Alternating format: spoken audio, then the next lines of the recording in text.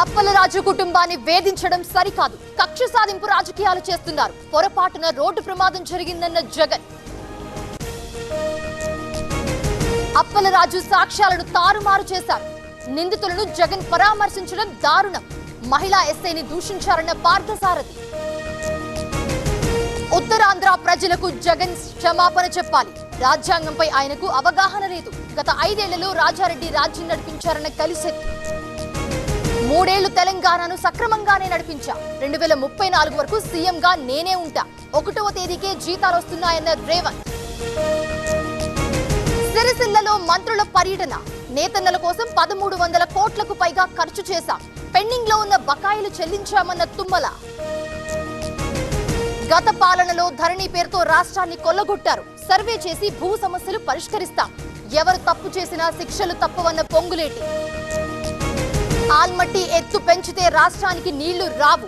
తల్లిదండ్రులు కావాలనే మీ కలకు ఎందుకు ఆలస్యం? ఇప్పుడు ఉచిత కన్సల్టేషన్, ఉచిత స్కాన్, IVF పై 20,000 వరకు తగ్గింపుతో మీ పేరెంట్హుడ్ ప్రయాణానికి 49 తోడుగా.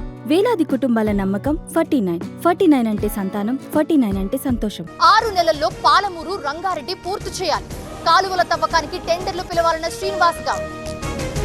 90 రోజుల్లో హైకోర్టు బెంచ్ ఏర్పాటు. పాదయాత్రలో ఇచ్చిన హామీలన్నీ నెరవేరుస్తాం.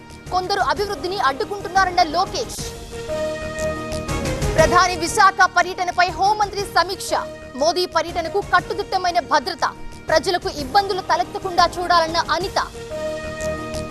బోర్నగూడెంలో RBSK కార్యక్రమం. ఆశ్రమ పాఠశాలలో స్టాల్స్ పరిశీలించిన సత్యకుమార్. విద్యార్థులకు పౌష్టికాహారం, వైద్యంపై మంత్రి ఆరా. ఢిల్లీలో రాజ్నాథ్ ను కలిసిన ఈటెల. అభివృద్ధి పనులు, తెలంగాణ రాజకీయాలపై చర్చ. సికింద్రాబాద్ కంటోన్మెంట్ కు అదనపు నిధులివ్వాలని వినతి. సిద్దిపేటలో జనజాగరణ చైతన్య మహాసభ. హాజరైన మాజీ మంత్రి హరీష్ రావు.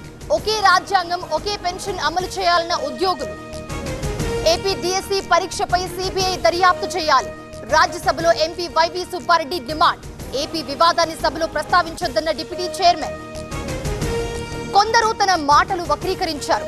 కన్నడిగుల మనోభావాలు దెబ్బతింటే క్షమాపణకు సిద్ధం. ప్రాంతీయ విద్వేషాలు రెచ్చగొట్టొద్దన్న గురజాల.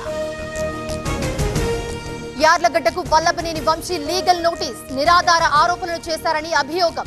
7 రోజుల్లో క్షమాపణ చెప్పాలని డిమాండ్. పాలకొల్లులో ఆక్వా రైతుల సమావేశం.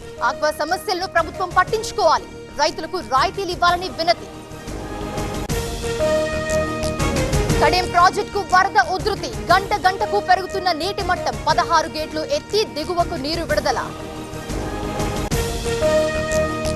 జూరాల ప్రాజెక్టు 12 గేట్లు ఎత్తివేత. Inflow 94,000, outflow 89,000 క్యూసెక్లు. ప్రస్తుత నీటి మట్టం 317 మీటర్లు. వందే మాత్రం బిల్లును ఆమోదించిన లోక్సభ. ముజ్వానీ ఓటుతో బిల్లుకు ఆమోదం. విపక్షాల ఆందోళనతో లోక్సభ రేపటికి వాయిదా. రాజ్యసభలో యాంటీ పేపర్ లీక్ బిల్లు ప్రవేశపెట్టిన కేంద్ర మంత్రి జితేంద్ర సింగ్. బిల్లుపై 7 గంటల పాటు చర్చ. రేపు కేంద్ర కేబినెట్ సమావేశం. మధ్యాహ్నం 1 గంటకు మోదీ అధ్యక్షతన భేటీ. పలు కీలక నిర్ణయాలు తీసుకునే అవకాశం.